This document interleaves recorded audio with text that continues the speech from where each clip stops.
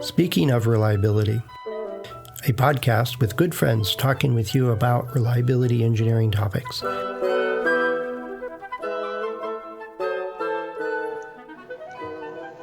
Welcome to Speaking of Reliability. This is Fred Schenkelberg. And this is Chris Jackson. And Fred was talking to me about a question about accuracy in confidence statistical intervals. Inference or something. Confidence. Yeah, confidence. And the question was pretty short, and then it involved into an exchange that I got a little more detail on it, but not a whole lot. But the gist of the question was, is it more accurate to use a 99% or a 95% confidence interval when estimating? And later I found out it was from some test data, I think an accelerated test, to estimate the reliability of the item that they were evaluating. And it took me, I put it down and came back to it like an hour later and reread it again. And I said, it took me a little bit to figure out, how can I answer this question? And so, I mean, that's the gist of it is what's more accurate, a 99 or a 95% confidence interval was kind of the gist of it in general. What's your thought on that? And I know you know stats way better than I do, and all this other happy stuff. Yeah. So I mean, I'm better at stats 20% of the time, but all of the time I'm about 30% better some of the time. There you go. There we go. Yeah. I saw a statistic the other day that like 43% of everybody in the world has an intuitive understanding of statistics. 43.2%. I don't understand that at all. Yeah, there you go. Yeah, well, you were part of that 57 or 56.8% group there. Right. But anyway, that was the gist of the question. And I thought about it for a while. So what's your impression or first take on this thing? What would you? I think that it's actually a difficult question to answer because it's one of those terms, accuracy and probability, it's one of those terms that we grow up with. We use the term accuracy and probability when we're children without it ever being taught. And so a lot of those terms, especially accuracy, have a very gut feel or emotional feel to them. Do you mean just better? Instead of accurate, and accurate being from a measurement system analysis perspective has a very specific definition. But you're right. The way we commonly talk about it could mean which one's better, which one's more representative, which one's, could be something like that. And it wasn't clear. And I think, we represent confidence bounds visually and graphically all the time. So to take any statistic, if someone draws on a whiteboard the confidence bound for, I think, a random variable, let's just say human height. So look, if someone walks into this room, we'll be 95% confident that their height will be between this value and this value. Mm-hmm. And if they draw another confidence bound right next to it, where they want to be 99% confident, then the confidence interval is going to be much bigger. So you'll see next to the 95% confidence interval a much smaller spread of values. A 99% confidence interval is a much bigger spread of values. And if you look in there, you'll say, it's the smaller confidence interval that's more accurate because you can see it's less spread. But it's actually describing something different. It's not. It's just saying, hey, 95% of the time, this is what we expect the value to be between these two values, and 99% of the time we expect them to be between these two values. So in a way, they're measuring very different things. Yep. But our gut feel looks at the smaller confidence interval and say, that's more accurate because it's tighter, it's smaller, it's shorter. Right. Now, and I get that. I see people saying, that's closer together, and that's great. And I says, well, that really only applies before you pick the sample size. Remember, the confidence interval is related to the uncertainty due to using a sample, not doing the whole population. If you could measure everybody ever that's going to walk through that door, so you could predict and know, you didn't have to predict, you would know the range of heights of everybody that's possible to walk into that door. you wouldn't have confidence intervals. You'd have the actual data, and you could then parse it out and say, well, 89% are going to be within, below this height, and 80, so on. There's no confidence intervals there. But the other side of this, I don't know if I agree with that. Really? If you have the population data, what would you need a confidence interval for? Because if you had measured everyone's height in the world, you still don't know the height of the person who's going to walk through the door. So, well, I agree with that. But I was saying, if you could, I think you're talking about the mean or the parameters. No, if you can measure the population that's going to be involved in whatever it is you're trying to get a number for, or make a prediction for, or estimate, or not estimate, those are the wrong terms. If you're going to measure every single part that comes off the line, every single part, and you've measured them all, and you stop production, now you have this terabyte of data. That's population data. And if I calculate an average, it's nonsensical to put a confidence interval on it. There you go. That's a difference. That's what I mean. The parameter. So there's a difference between confidence intervals of the height of the next person to walk through the door. Right. You always have that confidence interval there because you won't know the height of the person walking through the door. It's an uncertainty is which one out of the population will venture off to see you. Right. I get that. Right. But if you're more interested in the average height, that's different because that's a parameter. Right. Now, there's another aspect to this, though. If you're planning a test, right, and and I've run into this in a couple of companies where they have a policy saying, well, if this is a single point failure, we're going to use 99% confidence in the test plan. Or if it's not critical or not a safety issue, we'll use 90% or something like that. And it directly affects how many samples they have to draw in order to show that it's at, meets this requirement or does this value or estimates it or something like that. And in that case, the generic meaning of accuracy is that if you use a higher confidence, it just means you got to use more samples. Generally, given everything else constant, you use more samples, and then you'll get a better representation of where the population values might actually be. And that's another aspect of what I thought was in this question. Is that what they're talking about? It's a good question. It seems trivial, but I mean, if you measure the heights of 5 human beings, and let's just say that you're an alien and you've never come across humans before, so you've got no pre-existing ideas what the typical height of a human being is. And you'd have to be very charming so you could walk up and say, hey, could I measure you? Yeah, it would be an interesting scenario that would, you have to really think that through as an alien trying to, not get shot in the face, for example, because it would be an interesting proposal, an alien walking up to you in a mall or a restaurant saying, hey, but you'll never guess what I'm about to ask you. But anyway. Yeah. Sorry about that. Throw a wrench into your thought there. All right. So you get 5 readings. Right. And then you'll be able to generate a confidence bound using statistics that we talk about in other podcasts on the average human height. Right. And let's just pick a 95% confidence bound. After you measure the heights of 5 humans, you'll be able to say statistically, well, I'm 95% certain that the mean of this population of human beings, the mean height, I should say, is between 5'2" and 6'9" or something like that. But as you get more and more, if you now measure 100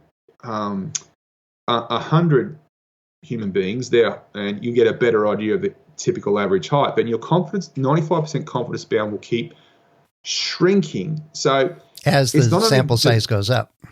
Right. So it's not only the fact it's a 95% confidence bound, it's 95% confidence bound based on your confidence. That's the thing we're missing here. You could have very little confidence because you've only seen one instance of that phenomena, and you'll have a 95% confidence bound, which is very wide because you're really not sure what the true value is. But once you get more information, your confidence increases. And so your 95% confidence bound goes down. I think perhaps the question is confusing confidence with accuracy, because your 95% confidence bound could be entirely accurate given the information you've received. Well, does that make sense? Yeah, it makes sense. And there's another aspect to this that I want to throw in here is, well, how close do you need to be? How accurate is accurate enough, which is not confidence. It's if I want to be absolutely, totally dead on accurate, I work out the measurement system so I have zero measurement error, and I measure the entire population. Right? With reliability, though, it's not just accuracy, because you can have, for example, if you have a reliability requirement of 0.9, right, 90% reliable over some duration, right, in Cleveland, on Tuesdays, right. Yeah, on Tuesdays, yeah. Be specific. All right, next to a mall. Where random aliens are conducting impromptu height measurements of human beings. That's right. But so your requirement's 90% reliable. Okay. And you got two vendors, and one actually gives you a device which has a 91% reliability, so it meets the requirement. Mm-hmm. And another one has a 99.9% requirement. 99.9% actual reliability. So you have two candidate devices, each of which meet your requirement. But one only just meets it, and the other one really, really meets it. Right. The reality is, though, you can't decide with just those two numbers at that point. No. But if you're going to do testing to get to the same level of confidence that each one of them exceeds the requirement, you would probably have to do more testing on the one with reliability that's closer to the goal, because you need more accuracy, so to speak. Well, I often call that precision or the difference that matters. So if you want to measure a system that they claim is just barely above the spec, if you only take 5 samples, it's likely that lower bound is going to go below your requirement. And so if you want to make sure that you're above the bound, or the lower bound meets your requirement, I had a boss once said, well, just change the confidence. And now it looks like it meets the requirement and we're good. And I said, well, it really doesn't make sense to do a 30% confidence on these things. Nope. And I said, well, how on average, if we do a test and it's at 90.1, is that good enough? Or do we need to know that it's at least 5 units above it? It has to be at 95 before I change my mind.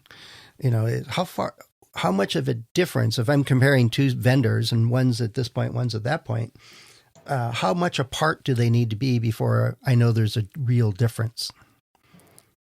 Because if I want to detect 1/10 of a percent, it's much more difficult than to measure a 5% difference.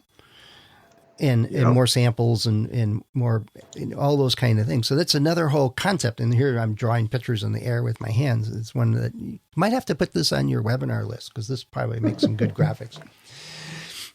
Okay. Yeah. But the idea is, one is the terms we use, right? Mm-hmm. And what do we mean by those? And the other is, are we designing the test? And well, how close do we need to be? And what's our limitation on samples and everything else? But then it circles all the way back to what you said pretty early on, is that 95 and 99 are just different representations of the data. They're different. They're not comparing to each other. They're just on a spectrum, in my mind, of I can set whatever confidence I want. If I take a sample, I make a measurement, and I do some calculations, and I want to put bounds on it, I could do 99.9, I could do 90, I could do 47, I could do whatever I want, and there'll be different lengths. But what's important to what I want to make a decision on? I suppose that it's worth pointing, and I often say this in my courses, that reliability and things like that, speed, weight, defects rate, they're all a measure of your product or system, but confidence is a measure of you. So whenever you see something, I'm trying to think of an uncertain value that we might estimate. You might say in your head, okay, I think there's a 30% chance of it raining tomorrow. But in practice, what's going on in your brain is your brain is creating a little mini bell curve around the likely values of something. Mm-hmm. You'll say, okay, Or if you're throwing a ball, you say, look, I know how accurate it is for me to throw a baseball. I'm going to, if I'm 20, 30 yards away, the catcher, he won't have to move his glove 30% of the time. Another 10% of the time, he will have to. 5% of the time, he has to do an amazing Superman leap to retrieve my ball. Yeah. You have in your mind something you can't easily visualize or easily quantify, this sort of bell curve that our brains are really good at generating without ever projecting it to a whiteboard, for example, right, that help us deal with uncertainties in the world around us. So that's what confidence is, that hypothetical bell curve in your head about something. And so the 99% confidence bound or confidence interval and the 95% confidence interval are different metrics of the same hypothetical confidence bell curve in your head. Right. They're just different slices, 2 standard deviations versus 3. Yeah. You know? And it to me, it always relates to, I think the best example I've ever had, and I mentioned it earlier, is these medical groups that saying, well, if this is a single point failure that would cause harm, we need to investigate that more thoroughly. So we're going to set the requirement that we just need more samples. We need to get a better estimate. And there's other requirements that go with this test planning. And if it's a trivial requirement, or it's a requirement that it's not going to lead to a safety issue or a performance issue or something like that, then we could use a lower standard for that. And then we need fewer samples. And it's tied to an attempt to quantify the risk. You know, if this fails, we're in big problems. If this fails, we can send them a spare part and they'll be back in business. You know, if this fails, nobody cares. And so it's completely opposite what the aircraft industry does. From my immediate naive perception of it, is they test one wing to failure, but the trays, I wonder how many times they test the seat back trays. You know, but I have no idea. And I know there's a whole lot more engineering work going into the wings than there is in that seat back tray. But maybe not. Which I you have prefer. No idea. Yeah. Well, which I do prefer. But I imagine there's just a lot of engineering going into those trays because of weight and reducing the load on how much fuel they got to carry. So nothing's trivial once you dive into it enough.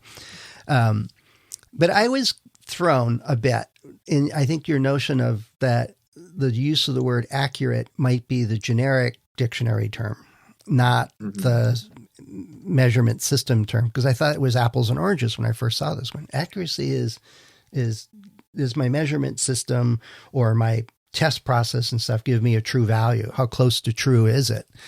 And that concept with confidence is not always obvious to me. I mean, we've taken a sample and we get an interval and it's saying we think it's somewhere in here based on this sample. That's the way I commonly think of confidence, but I've also been corrected by people that know statistics way better than I do that says, no, that's not really what it's telling you. And I always wrap my head around that one the wrong way, I think. Well, if we go back to that scenario where the requirement is 90%, and you got a device which has an actual reliability, which we don't know yet because we haven't measured it, of 91%, and another one which has an accurate reliability of 99%, you need to be much more accurate in your understanding of the first one, which just passes the requirement, to have the same level of confidence of it meeting the requirement. You need to be less accurate with the other one because it's so much more reliable that you don't need to have a really good idea of its accuracy because it's so far beyond the requirement that you can still have the same level of confidence of meeting the requirement. So the one that's really close to the requirement, you need to be more accurate in your understanding of to have the same confidence as the other one, which is much more reliable and doesn't need as much accuracy to have that same level of confidence. So they're two different metrics, and that's where I think people like you and I can really struggle. Confuse everybody. I mean, that's not help. If we're confusing people, it's not helpful. Yeah. Well, if it might be a good place to wrap it up. Is if we've just confused the daylights out of you, then let us know. That's right. Maybe make your plea to get Chris to spell this all out one of his illuminated webinar things. That would be way cool. Well, you got a bunch of, I think you come, as we're recording this, I think you got one coming up that's on, draw blank. It's SPC, PCA. It's the, now I've got confidence in my mind. I can't think of the other one. It's the capability analysis. Yeah, PCA. So as at the time of this recording, the last webinar I did was statistical process control.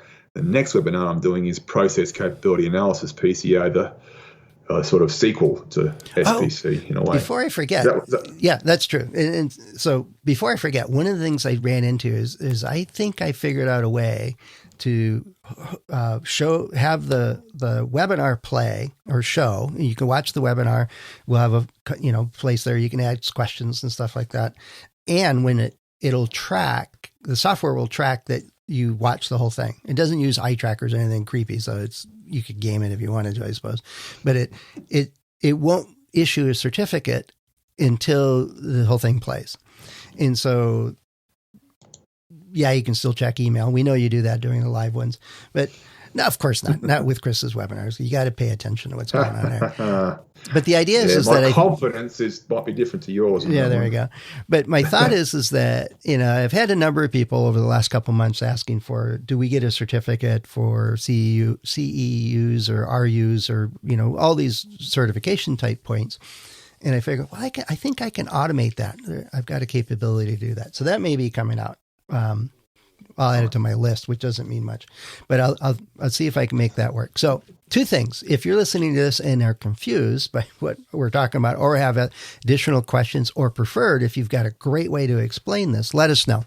Head over to accendoreliability.com/go/SOR, and you can find a way to leave a voice message, or you can leave a written message. You can contact Chris or I on LinkedIn or in our About pages, as with all the other hosts of the show. The second part is, if you like the idea of having the webinars that are already all available, is close to, I think there's over 100 of them now, available to issue certificates for recertification points or stuff like that, let us know if that's of interest to you, and we'll see if we can get that set up. And with that, I think I'm pretty confident we're at the end of this episode. How accurate are the assumptions behind that confidence? Well, my finger's right over the stop button here. Yeah, it's pretty accurate. Okay, all right. Talk to you later, Chris. Cheers, Fred. Thanks for listening to Speaking of Reliability. We invite you to join the conversation. If you have a question or a topic that you think we should discuss in a future show, please let us know.